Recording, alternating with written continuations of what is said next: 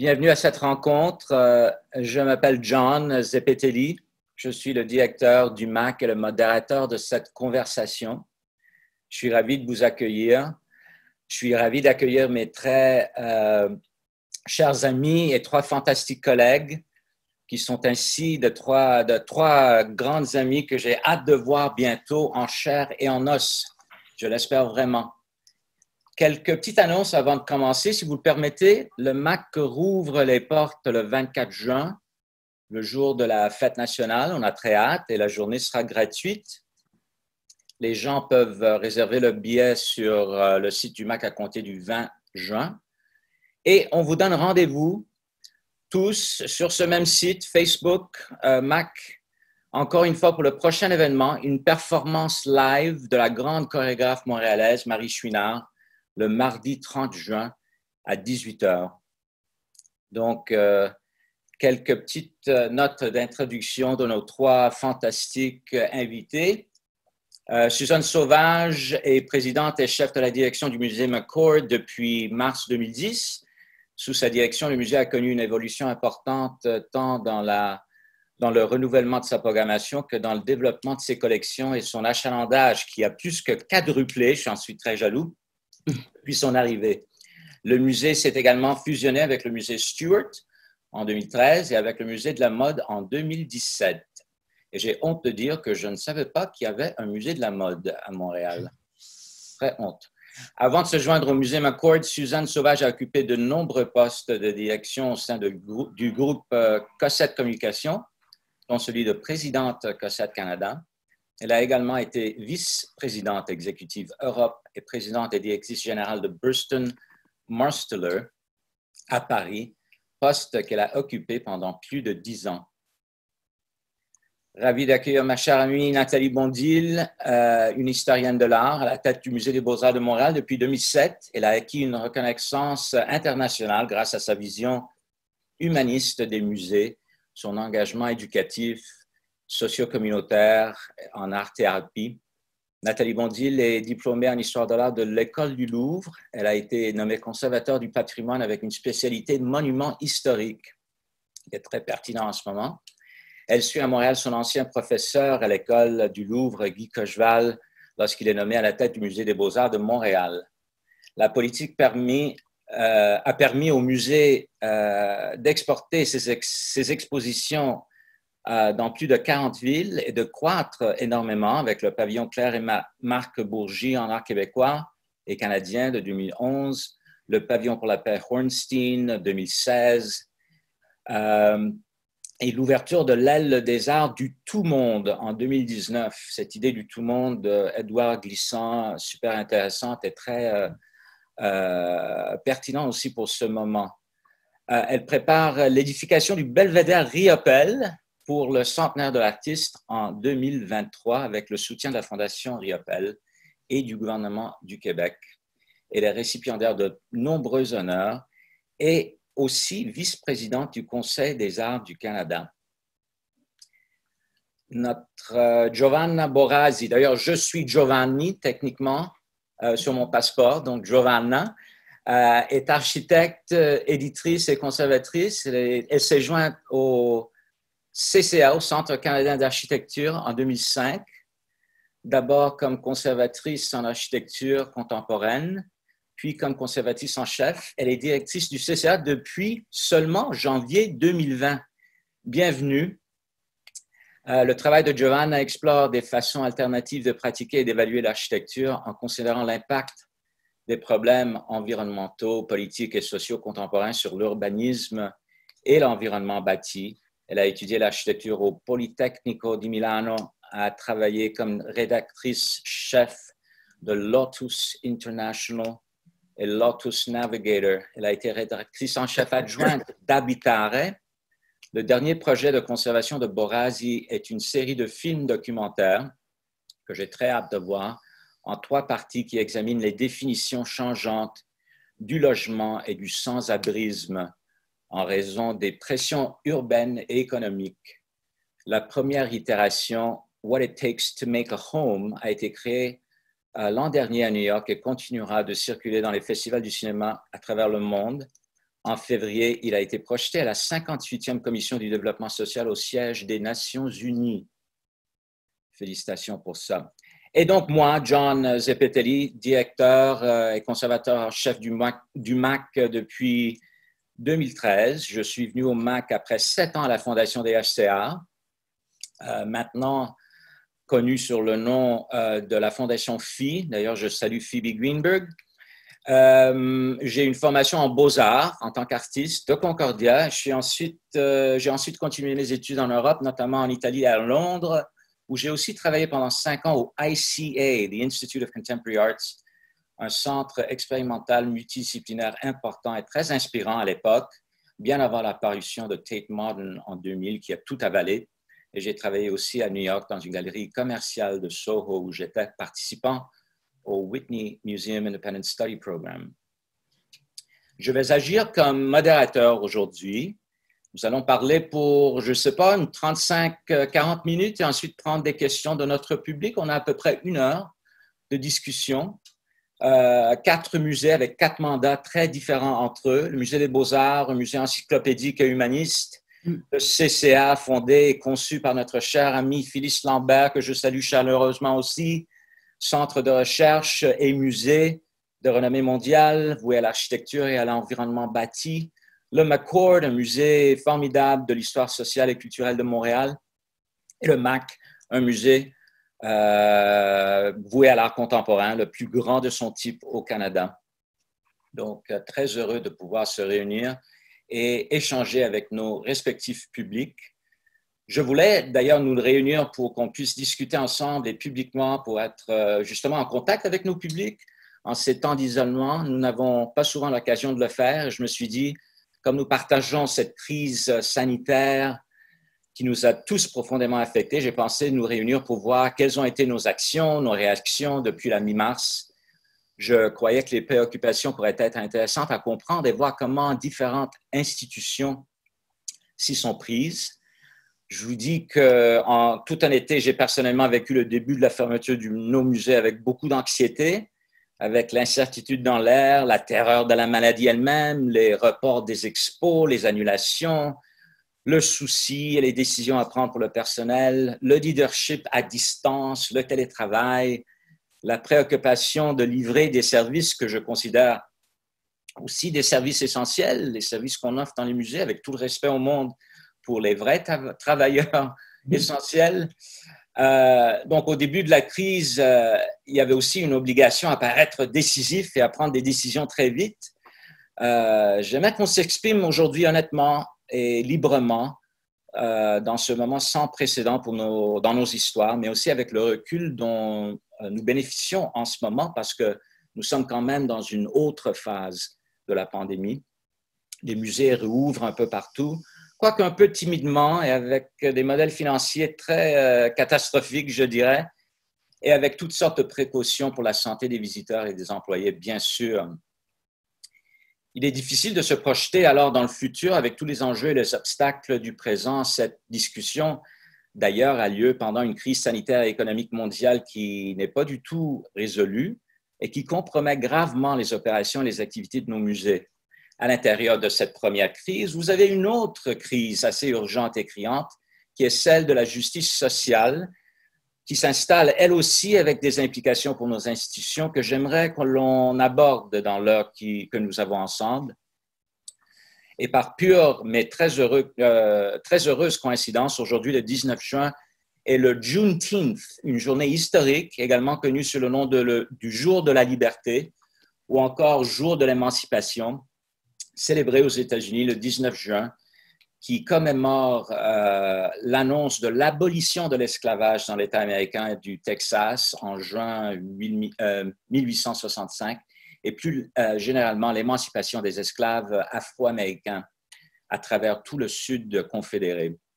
Ce Juneteenth est particulièrement important en ce moment historique, n'est-ce pas? Mais pour commencer, j'aimerais faire un petit tour de table rapide et revenir un peu au début de la pandémie. J'ai une petite anecdote à vous raconter, mais je voulais savoir et je voulais vous demander à vous trois s'il y a eu un moment précis où la crise sanitaire est devenue vraiment réelle pour vous. Si vous me permettez cette petite anecdote, parce que moi, j'ai une date dans la tête qui est le 5 mars pour moi, lors d'une petite soirée que nous avions organisée en l'honneur de Cyprien Gaillard, qui est un formidable artiste français installé à Berlin, qui était très brièvement à Montréal pour l'ouverture de son film 3D Nightlife, dont je suis très fier d'avoir intégré dans la collection du MAC. C'est un film fantastique avec des drones aériens, des feux d'artifice. C'est vraiment un récit historique, un tissage incroyable. Mais un film complexe dans le sens avec une technologie complexe. Il fallait investir dans un projecteur 3D, des lunettes 3D rechargeables. Et déjà à ce moment-là, vers le début de mars, on avait un petit souci de devoir partager des lunettes qui étaient utilisées par différentes personnes, quoiqu'elles étaient extrêmement nettoyées et désinfectées, etc.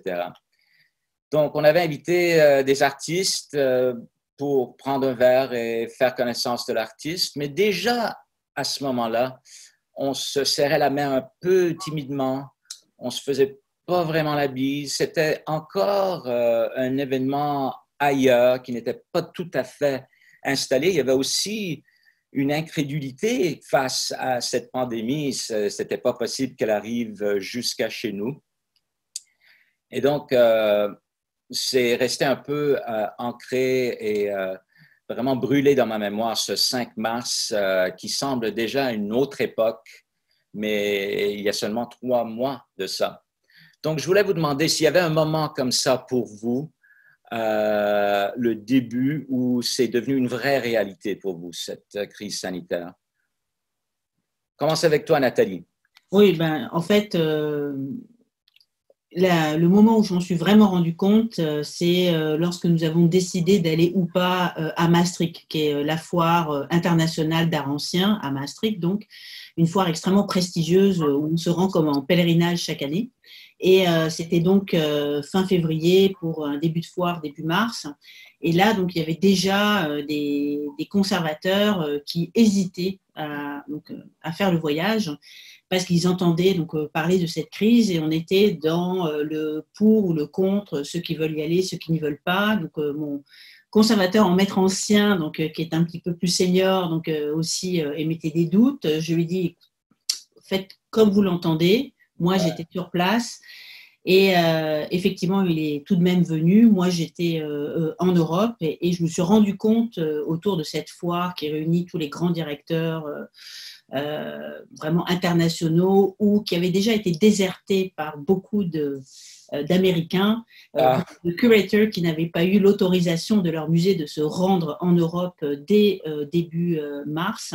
Ah oui, déjà à ce moment-là. Et effectivement, donc les gens hésitaient à se toucher.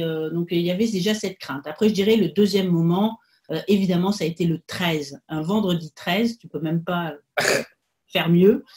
J'étais encore en Europe et il a fallu décider de fermer le musée. Bon, voilà, donc on l'a fermé. Et c'est vrai que quand on décide de fermer un public, ça ne m'est jamais arrivé dans ma vie. C'est une grande décision, un vendredi 13 mars. Horrible, horrible. Toi, Giovanna, est-ce que tu as un moment précis? En effet, j'ai une expérience un peu différente parce que, étant que je suis italien et ma famille est tout à Milan, en effet, j'ai vécu tout ça à l'avance et en effet, c'était aussi difficile pour moi d'être ici et voir qu'il y avait un peu cet esprit d'incrédulité. Quand moi, j'ai parlé avec ma famille à Milan, où Milan, c'était la zone rouge, la plus attaquée, il y avait la police qui contrôlait comme les personnes bougeaient dans la ville. Donc, mon sentiment, c'était aussi d'incrédulité, de voir, de vivre ces deux réalités très différentes. Donc, je dois dire que moi, j'ai commencé à réfléchir sur ça et le sentir même déjà du mois de janvier. Et en février, en effet, je suis allée à Tokyo pour travailler sur le deuxième documentaire que tu as mentionné, qui est en train de le préparer maintenant et aider sur la question de le fait que beaucoup de monde maintenant décide d'habiter seul. Donc, la chiffre des personnes qui habitent seules dans le monde pour des différentes raisons est en train de grandir plus. Donc, quelle est la société qu'on va trouver dans les prochaines années avec toutes ces personnes qui habitent seules et après on peut discuter même si ça c'était en réalité aussi même encore plus poussé dans cette période de Covid. Mais à Tokyo, en février, c'était le moment de Covid. Et donc là, c'est normal que tout le monde ait avec la masque, mais là c'était déjà, et moi j'adore Tokyo, mais j'ai vécu cette semaine vraiment avec une inquiétude incroyable parce que c'était utiliser le métro, être et voir quand même comme cette société, différemment, est capable aussi de gérer des moments comme ça. Il n'y a jamais de panique, il y a des règles très claires et tout le monde a déjà passé à travers de différentes pandémies. Donc, je dois dire que pour moi, c'est commencé vraiment janvier, février déjà. Et puis, comme Nathalie a dit, c'était le vendredi 13 mars, que nous aussi, on a décidé de fermer le musée. Black Friday. Bien. Suzanne? Alors moi, j'étais à New York la première semaine de mars, inconsciente. D'ailleurs, avec une amie que nous avons en commun, John, qu'on salue. Ah oui, Marielle, ciao. Oui, ciao. Mais j'étais là aussi pour rencontrer des directeurs de musées. Et c'était dans l'air, c'est sûr, mais les deux directrices de musées que j'ai rencontrées n'étaient pas certaines qu'elles allaient fermer, ce qu'elles allaient faire. C'était encore très flou, malgré que c'était présent en Asie. Et je suis allée, bien sûr, à ces rencontres-là, mais aussi, je me rappelle d'être allée au Whitney. Il y avait un monde fou. On était tous côte à côte. On se respirait dans le visage et personne n'était vraiment conscient qu'une semaine après, on allait fermer. Alors, je suis rentrée à Montréal et moi, je suis tombée malade gravement en rentrant à Montréal. Mais l'autre, comme tout le monde, d'ailleurs, quand on a fermé le musée le 13, c'est vrai que c'est un petit coup parce qu'on n'a jamais fait ça de notre vie. Hein. On ferme deux musées, nous, le musée Stewart et le musée McCord.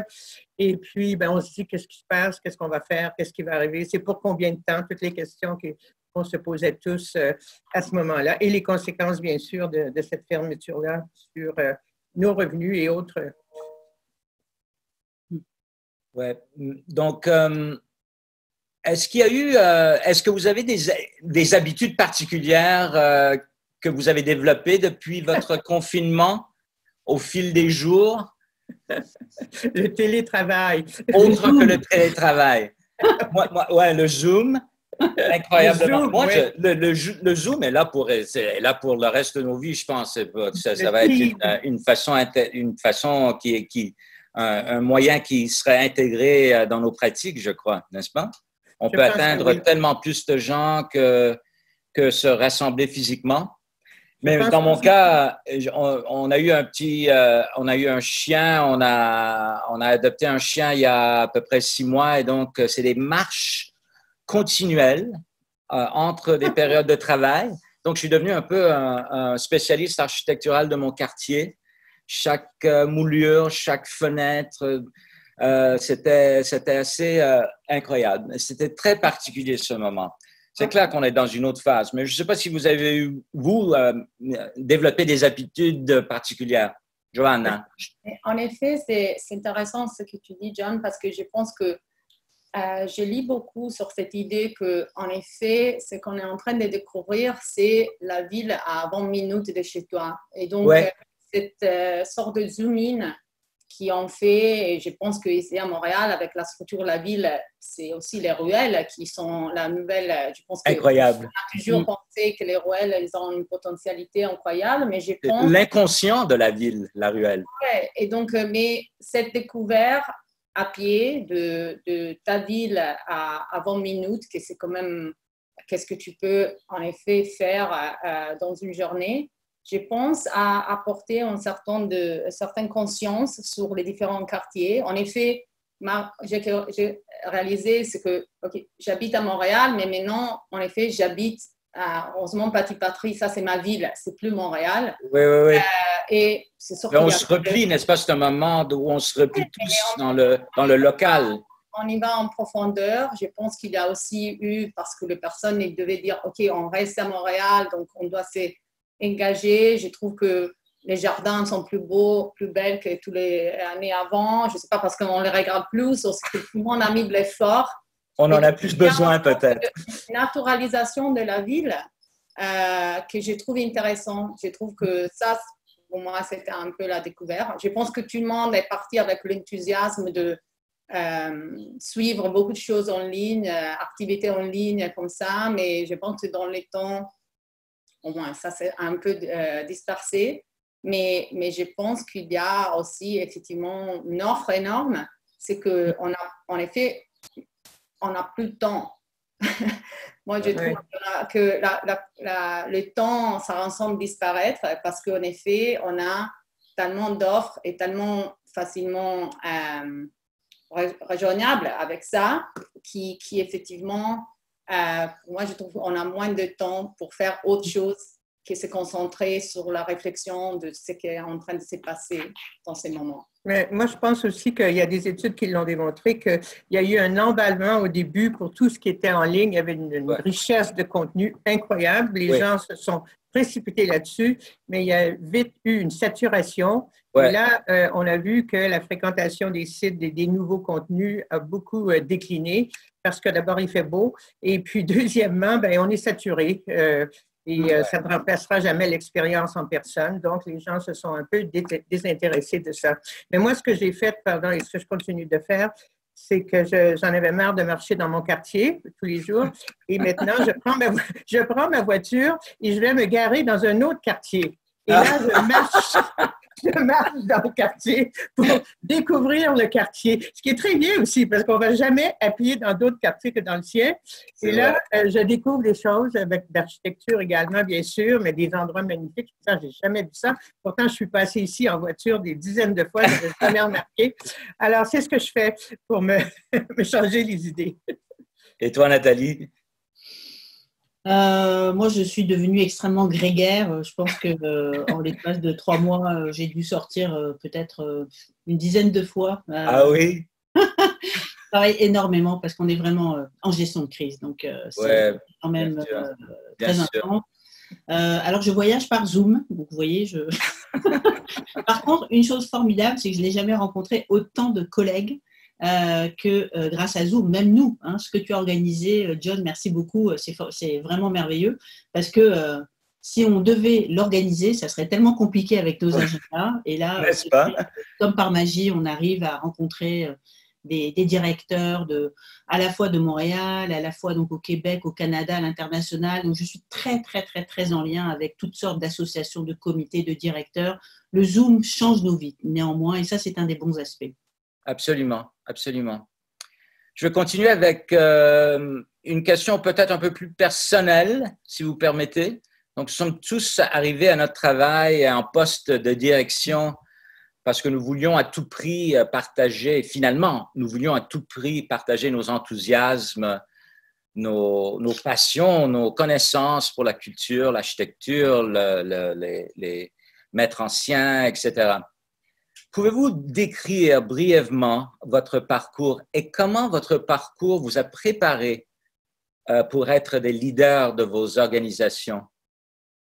Commence avec toi, Suzanne. Oui, si tu veux. Alors, mon parcours n'est pas du tout un parcours traditionnel pour une directrice de musée. Moi non plus, d'ailleurs. Hein? Moi non plus, d'ailleurs. Je ne sais pas, peut-être un peu plus toi. J'ai toujours été, la majeure partie de ma carrière a été en communication, en publicité. Donc, j'ai été là pendant plus de 25 ans, d'abord chez Burson Marsteller, qui est un grand groupe international de conseils en communication. J'ai ouvert le bureau à Montréal. J'ai ensuite été nommée à Paris, où j'ai été pendant plus de 10 ans là-bas. Et ensuite, je suis revenue ici et je suis allée dans une agence de publicité chez Cossette à Montréal. Et là, je suis devenue présidente de Cossette Canada. Donc, c'était un rôle de gestionnaire pour l'ensemble de l'organisation au pays. Et J'ai quitté après 10 ans chez Cossette et je suis allée temporairement dans une boîte de marketing numérique pour quelques années en pensant que, bon, ben, écoute, je ne savais pas ce que j'allais faire, mais le hasard a fait que je suis devenue directrice du Musée McCord en déjeunant un midi avec la présidente du conseil du Musée McCord à l'époque qui me dit, je cherche un chasseur de tête, peux-tu m'aider? On cherche un directeur de musée. Alors moi, je me dis, ah, ben, c'est bien que vous cherchiez un directeur de musée parce que votre musée, vraiment, ça fait dur, vous avez des problèmes. Il faut que vous relanciez ça. Je commence à lui dire ce que je ferais moi, très naïvement. Puis elle me dit, ah, sais-tu que tu serais bonne, tu as des bonnes idées. Oh, ben, je ne sais pas, je ne suis pas une directrice de musée. En tout cas, 3 mois plus tard, j'avais oublié cette conversation. On m'a téléphoné, on m'a dit, est-ce que tu veux poser ta candidature? Et j'ai posé ma candidature. Il y avait plusieurs candidatures. Et en fait, ce qu'on cherchait, j'ai demandé qu'est-ce que vous cherchez, et on cherchait quelqu'un qui avait une expérience de gestionnaire, donc j'en avais une forcément. Je cherchais quelqu'un aussi qui avait une expérience de marketing et de communication. Bon, j'avais fait ça toute ma vie.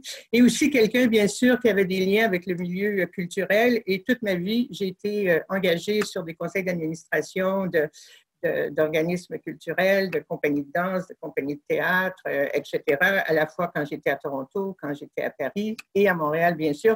Donc, j'avais déjà un réseau dans le milieu culturel. Je comprenais ce qu'était la culture. Alors, ils ont pris une chance et ils m'ont engagée. Voilà.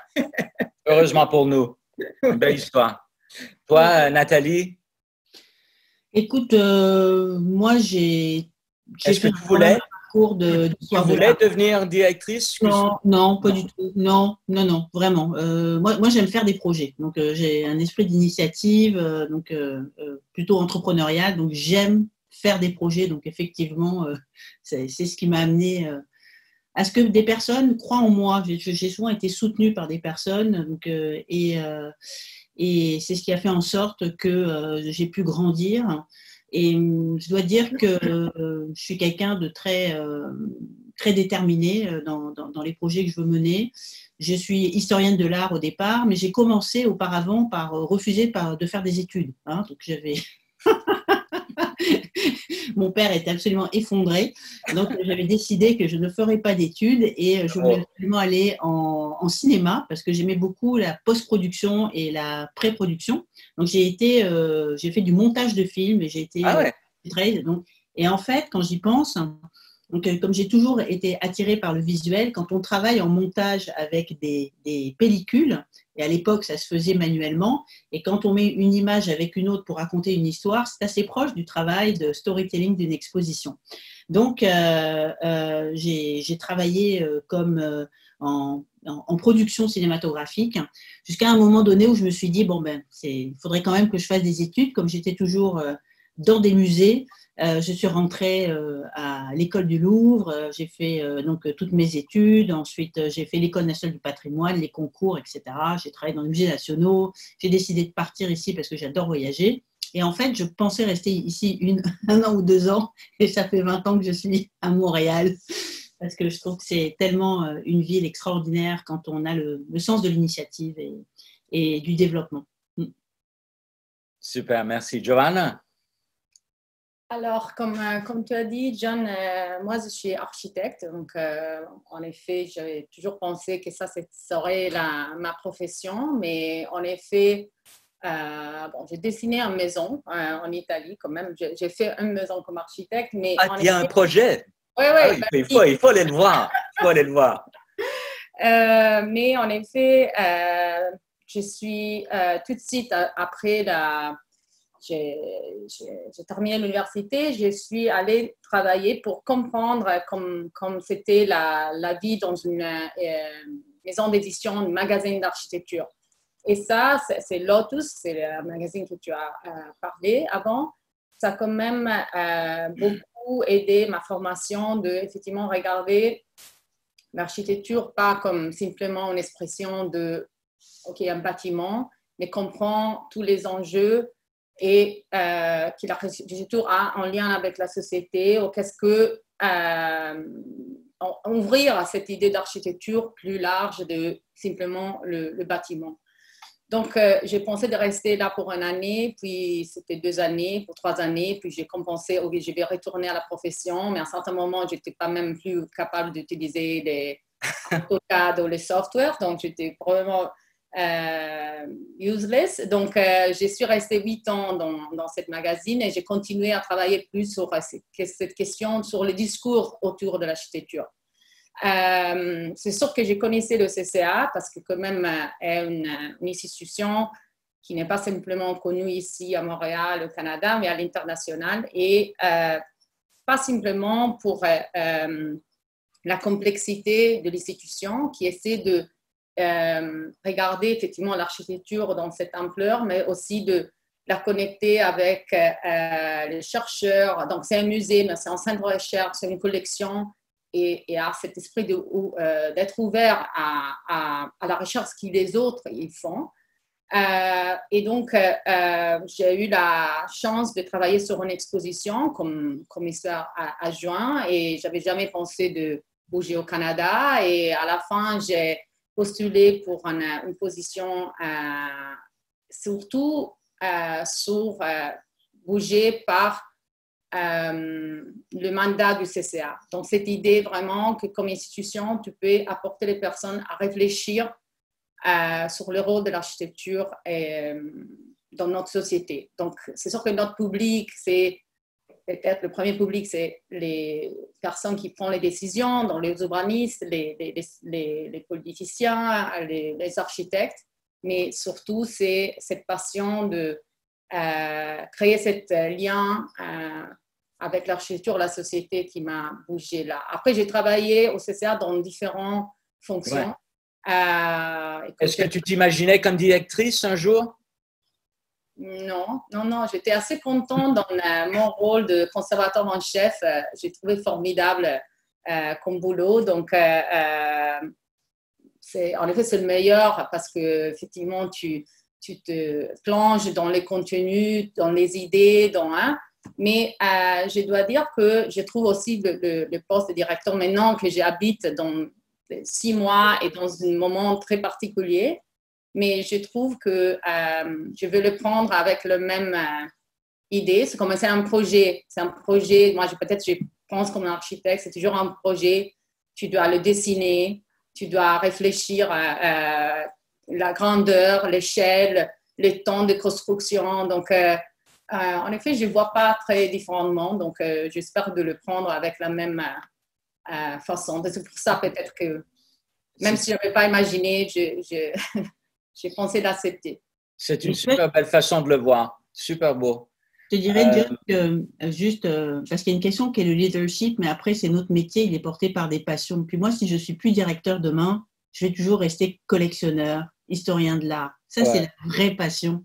Et c'est ce que je vais garder jusqu'à ma mort. Donc, oui, on peut avoir des postes de direction, mais en même temps, c'est un moment dans la vie. Ouais. Mais après, cette passion qu'on a pour les arts, pour les artistes, pour la collection, c'est quelque chose qui nous échafaude. Et je crois que c'est pour ça qu'on est là, parce qu'on a une vraie engagement et c'est une passion quotidienne. Moi, je ne peux pas vivre sans œuvre d'art. Je ne peux pas.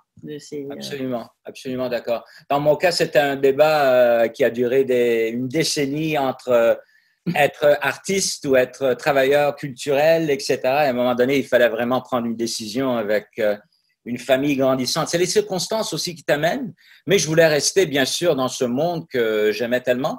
Il fallait se poser la question très brutale, où est-ce qu'on peut être le plus efficace en tant est-ce que le monde a besoin de John Z comme artiste ou comme travailleur culturel? Et je pense que j'ai fait le bon choix.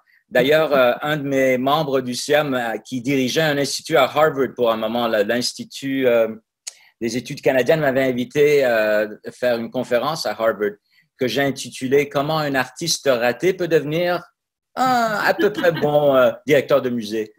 Donc, ça, c'est ma perspective là-dessus. Maintenant, je vais vous demander vraiment une question comme directrice. Je la pose à moi-même aussi, bien sûr. Parce que les musées sont bien sûr des lieux formidables, des lieux d'émerveillement, des lieux d'apprentissage, mais également et surtout, maintenant plus que jamais, des sites aussi contestés.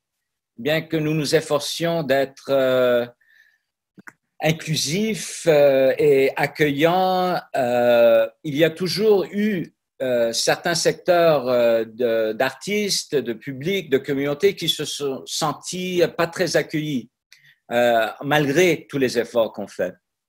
Je voulais vous entendre un peu là-dessus, surtout à la lumière de tous les événements qui se passent là aux États-Unis.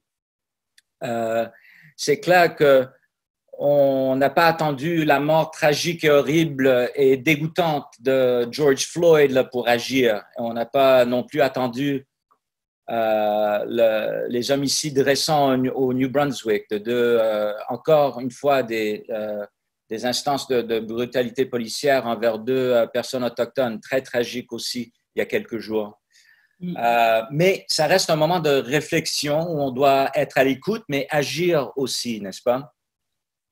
J'aimerais vous entendre là-dessus. Je sais que vous tous avez ce souci et vous avez aussi posé des gestes très significatifs. Je pense, John, que quand tu dis on n'a pas attendu cette crise-là pour agir, tu n'as pas tout à fait raison parce qu'il y a eu des actions, mais assez timides dans la plupart des musées. Et quand on nous regarde tous les 4 aujourd'hui, il n'y en a pas un. Vous venez d'Italie puis de la France, ce n'est pas vraiment la diversité. Là, vous êtes devenus des bons Québécois. Hein? Il n'y a personne de racisé autour de la table. Il y en a peu dans nos musées aussi. Et peut-être qu'il y a des efforts d'exposer des artistes à l'occasion, africains et autres, mais les musées, règle générale, n'ont pas fait suffisamment d'efforts. À l'exception du musée McCourt. J'aime t'entendre alors, oui. Parce que, et on est loin d'être parfait, mais quand même, depuis quelques années, on a fait tout un processus de décolonisation de notre musée, d'autochtonisation du musée, et c'est certainement en lien avec notre collection culture autochtone. Et il faut, au lieu de le dire, il faut poser des actes, et on en a posé beaucoup depuis 2 ou 3 ans, dans la mixité de notre conseil d'administration, dans le recrutement de conservateurs et de médiateurs autochtones. Tout ce qu'on doit faire, on l'a fait, mais ce n'est pas encore assez. On doit en faire beaucoup plus. On invite bien sûr toujours des artistes autochtones en résidence. On a des programmes éducatifs sur les valeurs autochtones. On invite les Autochtones à visiter nos collections. C'est aussi votre vocation, n'est-ce pas? C'est notre vocation parce qu'on a une collection autochtone très forte, de culture autochtone très forte. Oui. Et donc, on a dit, et on avait déjà des relations assez solides, enfin, de respect mutuel avec les communautés autochtones, mais on est allé beaucoup plus loin et on va aller encore beaucoup plus loin. Mais ça, c'est les Autochtones. Mais moi, je pense que le racisme, c'est pas juste les Noirs et les Autochtones. Le racisme, hein, ça s'applique à beaucoup d'autres communautés. On n'a qu'à penser aux musulmans. On n'a qu'à penser aux musulmans. On n'a qu'à penser à la communauté LGBTQ. On n'a qu'à penser à les Italiens, les Grecs, il n'y a pas si longtemps, étaient victimes de racisme au Québec. Les Canadiens français étaient victimes de racisme.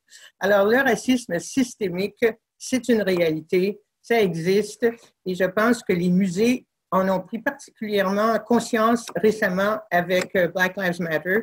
Et tout le monde a affiché son engagement, mais je trouve qu'il faudrait que l'engagement soit suivi, et je m'inclus dans ça, là, bien sûr, soit suivi d'actions précises, parce que sinon, on va se retrouver dans la même situation dans 10 ans d'ici. Alors, voilà mon point de vue là-dessus. Et c'est vrai que, comme tu l'as mentionné, que c'est vraiment 2 crises en parallèle. Il y a la crise du COVID, et puis, un peu plus tard est arrivée cette crise de justice sociale, en fait, qui a touché les musées, qui nous a touchés tous les 2.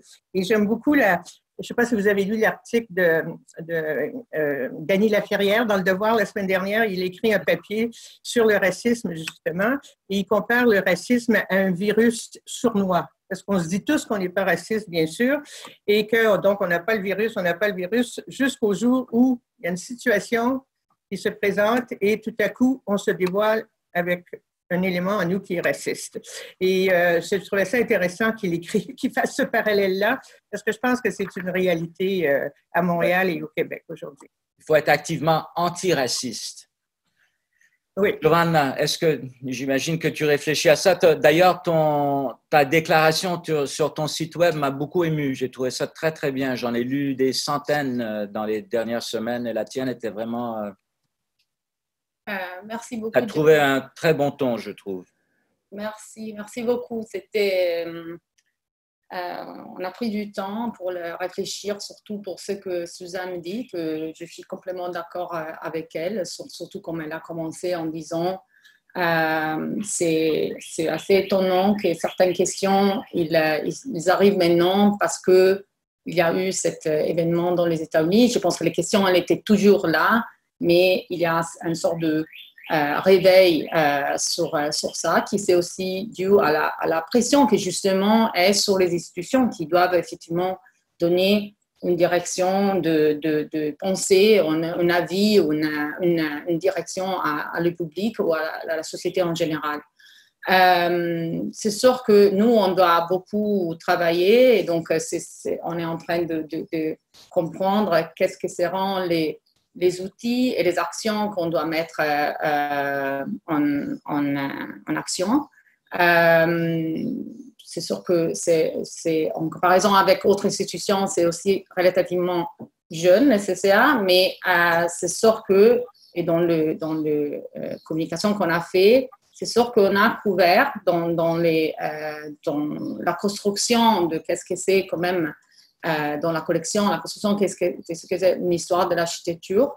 C'est sûr qu'on a privilégié certaines histoires. Ce n'était pas une décision d'exclure des autres, mais c'est sûr c'est une décision de privilégier certaines autres. Récemment, je pense que dans les dernières dizaines d'années, mais surtout dans les dernières années, on est en train de faire vraiment un effort d'ouverture, qui c'est un effort aussi d'ouverture de perspective. C'est sûr que le CCA a un mandat international, donc on a commencé à collaborer sur certains projets avec la reconnaissance que nous, on n'a pas l'expertise. Donc, par exemple, on s'est planché dans ce travail sur l'Afrique en disant on n'a pas vraiment une collection, on n'a pas une expertise à l'intérieur. Et surtout, si on parle d'Afrique, c'est serait bien d'écouter qu'est-ce que le chercheur et les architectes africains sont en train de dire sur leur propre pays, conditions et histoire. Donc, c'est ça, par exemple, c'est un projet qu'on a lancé qui s'appelle Centering Africa, qui est vraiment dans l'idée de Centering Africa, c'est qu'est-ce que ça veut dire, on la centre. Donc, c'est sûr qu'il y a une lenteur de l'institution, et moi, je le sens beaucoup parce que je pense que toutes les réponses qu'on voit aussi sur les social media, c'est une demande d'action immédiate, mais on sait aussi que l'institution, pour avoir, en effet, je pense, ce que Suzanne a très bien dit, un effet structurel et de vrais changements, c'est un projet à long terme qui doit être bâti avec des actions précises, mais qui doit être aussi lié à la nature de l'institution même, à le mandat de l'institution même. Donc, c'est sûr que notre première chose, c'est de reconnaître le fait qu'on doit avoir une prise de conscience de limites de notre opéra et de comprendre, OK, comment on va, qu'est-ce que sont les ressources qu'on doit mettre, qui on doit écouter, qui on doit lire, qui on doit rentrer en conversation. Je trouve que si je peux seulement donner un détail sur, par exemple, cette question de l'Afrique, nous, on a des collections qui viennent, par exemple, d'architectes indiens, d'architectes européens, mais de latino-américains, des différents pays. Mais quand on a commencé à discuter, par exemple, avec tout ce groupe africain, sur le fait que est-ce que ce serait possible pour les CCA, par exemple, de commencer à avoir aussi des archives d'architectes africains. En effet, la question, c'est plus complexe parce que pour eux, si on irait dans cette direction, serait encore une fois une forme d'extraction. Donc, on serait encore une fois un musée colonisateur qui va chercher au Soudan et leurs archives, c'est sûr pour le préserver, avec l'idée de mettre à la ressource de tout le monde. Et donc, il va donner une visibilité, mais à un certain moment, il va... Donc, je trouve que la question maintenant, c'est plus complexe parce que ce n'est pas cette idée d'inclusion, c'est aussi vraiment basé sur un dialogue qu'on doit établir, parce que si on pense encore une fois que c'est à nous à décider qui on inclut et comment on inclut, ça va apporter une autre forme de colonisation une autre fois. Donc, tu ne peux pas imposer tes méthodologies. Non, donc c'est très complexe, mais moi je dois dire, j'imagine que vous tous, vous êtes épuisés, donc après c'est moi de fixer les budgets, donc tout ça, ça vient tout en même temps, mais je trouve que c'est une intensité qui apporte à l'institution une occasion de repenser leur même droit d'exister comme institution, leur mandat, leurs priorités. Et c'est sûr qu'on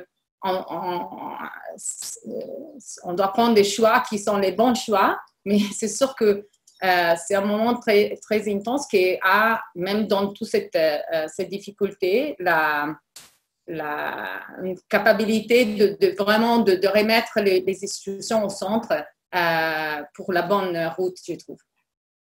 Nathalie, toi qui mènes un musée encyclopédique, un musée humaniste.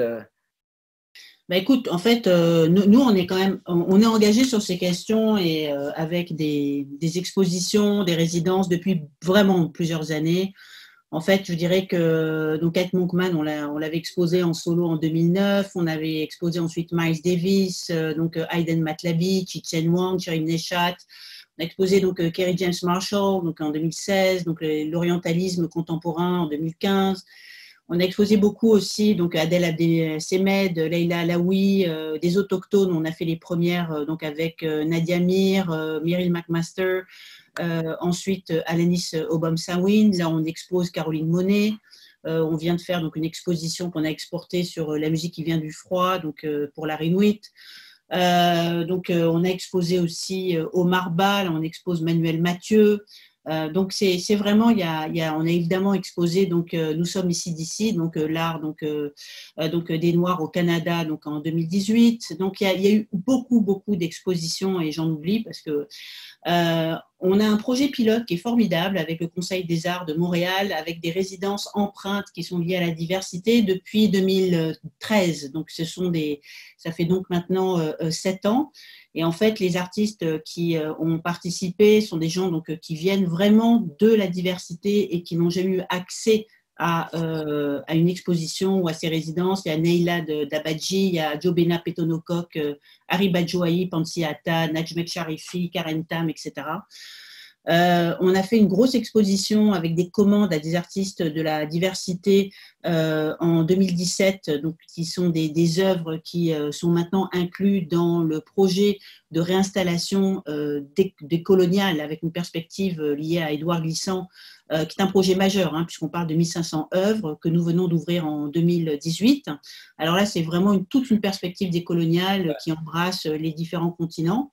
Et puis, donc, je dirais qu'en plus, donc, on a, et ça c'est le plus important, on travaille avec Never Was Average, qui est un groupe formidable que je vous recommande, la Fondation Michael Jean, depuis des années. Alors, il y a même un comité sur le vivre ensemble que nous avons créé avec Morija Kitenge-Benza, d'ailleurs que tu connais puisque c'est aussi un artiste et qui travaille au musée, qui est responsable du comité du vivre ensemble, et donc sur lequel siègent des personnalités comme Cécile Rousseau, comme Cathy Wang, donc vraiment des personnes qui s'intéressent à l'interculturel. Et moi, c'est ça qui m'intéresse beaucoup plus que le multiculturel qui divise, c'est vraiment l'interculturel. Donc, je dirais qu'avec tous les créolisation, oui. Exactement, c'est ça. Donc, on a fait beaucoup de projets dans le cadre éducatif, donc avec les projets donc Priorité Genève, avec donc les écoles Carignan, avec Montréal-Nord que l'on fait depuis des années. Donc ça, on a fait cette œuvre extraordinaire l'année dernière de Angelica Das, que vous devez connaître, qui est du Brésil, Humanae. C'est un pantone humain qui était fait avec des Montréalais, qui d'ailleurs est une bannière au musée, une installation. Donc il y a eu beaucoup d'actions qui ont été faites en acquisition, énormément, et aussi en exposition. Après, on a des projets structurants, donc avec Avatak, qui est l'organisme inuit du Nunavik, et qui est l'Institut culturel avec qui nous avons un projet donc, d'entente où nous travaillons ensemble donc, sur le long terme, puisqu'en fait, ils vont s'installer donc, au musée. Donc, nous avons déjà plusieurs projets. Évidemment, nous avons engagé donc, conservateur donc aussi la diversité, notamment Inuit. Donc je mentionnais donc Lisa Cooper-Calwick qui est quand même une éminence dans son domaine, et bien sûr donc sur le comité du conseil d'administration, donc qui est aussi donc comprend plusieurs personnes à la fois d'Afrique, du Moyen-Orient ou encore autochtones. Donc c'est et même d'Asie en fait. Donc j'oubliais. Donc le musée est vraiment très actif sur ces questions à plusieurs niveaux. Du point de vue des acquisitions, du point de vue des expositions, du point de vue des commandes aux artistes, du point de vue des comités, on peut faire mieux. Effectivement, je me dis toujours, et je suis absolument d'accord avec vous tous autour de la table, donc on est dans la bonne direction, mais il faut vraiment avoir une volonté de changer. Parfois, donc, c'est aussi donc, de travailler en interne. Donc, on valorise énormément la diversité en interne. On a adopté une politique sur la diversité par nos ressources humaines et on fait des formations avec Diversité Artistique Montréal. Donc, je pense que oui, on est absolument actif, proactif.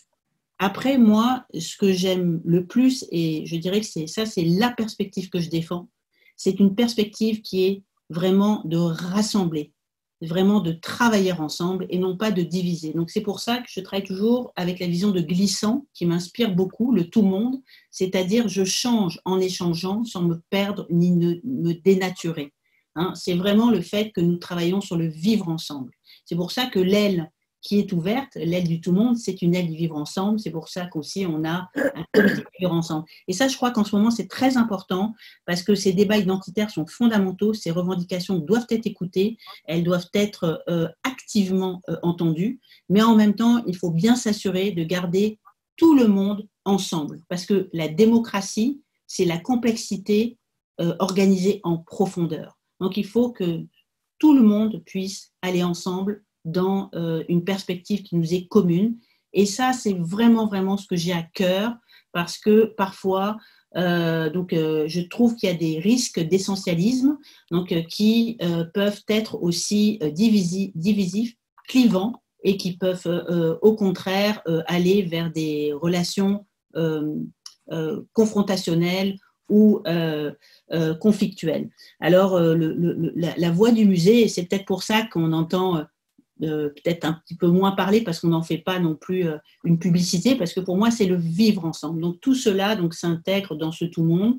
Et je crois que Montréal est franchement une place extraordinaire où imaginer ces questions, parce qu'il y a à la fois ces réflexions qui nous viennent des États-Unis, qui nous viennent du campus universitaire, qui nous viennent d'une situation politique extrêmement difficile en ce moment, qui nous viennent d'un Canada anglophone, mais aussi d'un Québec francophone, de différentes visions.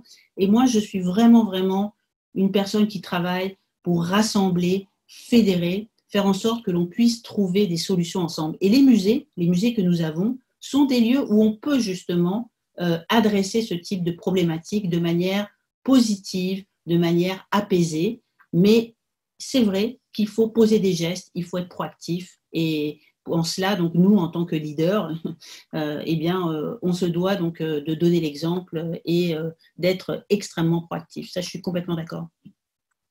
Merci. Merci, très inspirant de vous écouter, vous trois. On a quelques minutes qui nous restent. Je vais prendre une question d'un de nos téléspectateurs qui coïncide avec une question que j'avais aussi pour vous. Y a-t-il une œuvre d'art, un objet ou une photographie particulière qui vous a aidé ces derniers temps? Pouvez-vous la décrire?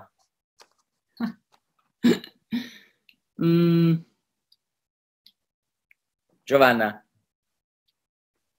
Je dois dire pas vraiment. Pas que est-ce qu'il y a quelque chose devant toi là qui t'inspire, devant ton... Non, c'est sûr que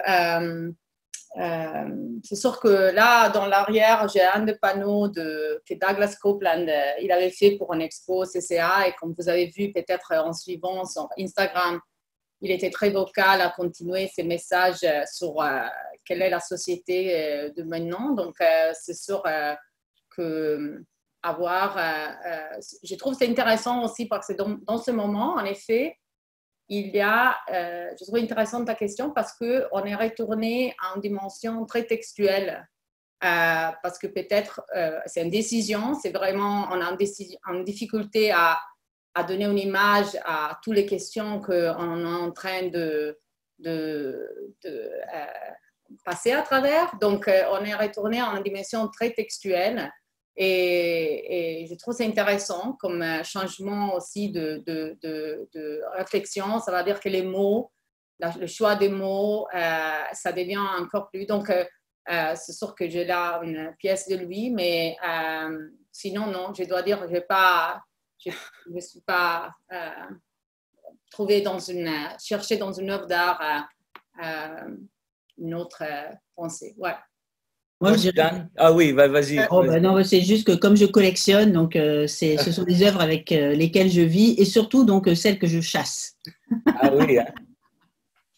Moi, je suis un peu comme Giovanna. Je n'ai pas d'objet particulier, mais j'ai un projet qui m'a inspiré, qui m'a dynamisé. C'est notre projet de notre prochaine artiste en résidence qui va être Meryl McMaster, donc que Nathalie mentionnait, et elle nous a envoyé son concept. Elle va travailler avec notre collection de culture matérielle, ce qui est assez étonnant. Et elle a un projet absolument magnifique. Et quand elle nous l'a décrit, c'était très émouvant. Puis on était... Alors, là, tu te dis, c'est pour ça qu'on travaille, quoi. Parce qu'il y a ces moments magiques où quelqu'un t'explique tout son cheminement intellectuel, créatif, et qui va faire quelque chose de merveilleux dans notre galerie. Alors, ça, c'était peut-être un moment agréable dans ce tournant. Et toi, Josh? Ah, moi, merci. Donc, parce que je me suis installé sur mon comptoir de cuisine et j'ai juste en face une œuvre d'un fantastique peintre qui s'appelle Anthony Burnham. Je pense qu'il est dans ta collection aussi, Nathalie. C'est en fait la même série de cabaret, plateau de cafétéria, en fait. Donc, c'est une... je regarde cette œuvre parce qu'elle est juste devant moi, mais je me suis aperçu aussi que j'insiste à prendre mes repas devant l'œuvre aussi. Donc, il s'agit d'une œuvre sur un fond gris. C'est une représentation réaliste d'un plateau de cafétéria, mais qui double d'une façon très étrange comme une palette de peintre, là où le peintre mixe les couleurs et tout ça. Donc, il y a un petit côté de trompe-l'œil, mais de loin, c'est une abstraction. Donc, c'est un fantastique dialogue, en fait, entre l'abstraction et le réalisme. Mais il y a quelque chose, un côté très conceptuel qui m'intéresse énormément. Au dos de la peinture, et ça, un spectateur occasionnel ne serait jamais au courant de ça, se trouve une liste de toutes les peintures, de titres d'autres peintures que l'artiste a réalisées, dont il a utilisé la peinture trompe-l'œil comme une vraie palette réelle, tu vois. Donc, le trompe-l'œil devient en fait un outil et pour moi, ça m'éblouit à chaque fois que j'y pense. Donc, il y a une belle autorité très sereine à cette œuvre et je lui fais face presque tous les jours. Donc, elle m'a beaucoup aidé dans cette période. Écoutez, je vous remercie tous infiniment. Je vous embrasse tous. J'ai très hâte de vous voir. Merci. Ça a été très sympathique. Merci infiniment pour votre temps. Merci. Merci. Au revoir. Au revoir. À très bientôt, j'espère.